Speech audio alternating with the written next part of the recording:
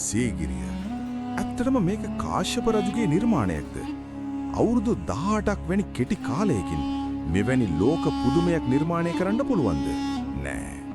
සීගිරියේ සැබෑ ඉතිහාසය කාශ්‍යප රජුටත් වඩා වසර දහස් ගණනක් ඈතට දිව යනවා.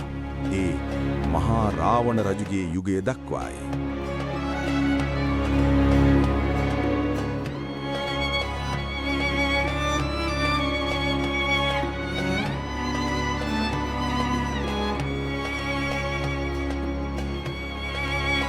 ඉතිහාස කතාවලට අනුව සීගිරිය මුලින්ම හැඳින්වුවේ ආලක මන්දාව කියලා.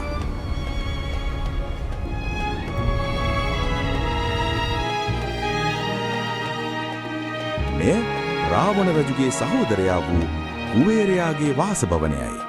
පසුව රාවණ රජු මෙහි බලය තහවුරු කරගනිමින් මේ මුළු ආසියාවම පාලනය කළ මධ්‍යස්ථානයේ බවට පත් කළා. සීගිරියේ ඇති අදාහගත නොහැකි ජල තාක්ෂණය මයදානවයාගේ නිර්මාණයක් බව විශ්වාස කරනවා.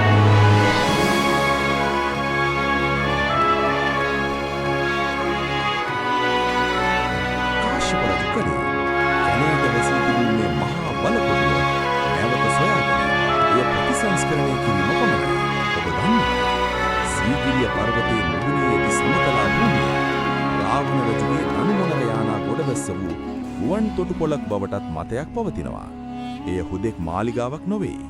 එය අති දියුණු තාක්ෂණයක ජීවමාන සාක්ෂියක්.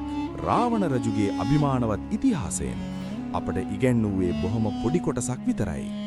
මේ මහා බලකොටුවේ රහස් තවමත් පොළව යට සැගවී තිබෙනවා. ඔබත් මේ ගැන දැනගෙන හිටියද? ඔබේ අදහස් පහලින් කමෙන්ට් කරන්න. මේ වගේ වීඩියෝ බලන්න අපිව සබ්ස්ක්‍රයිබ් කරන්න.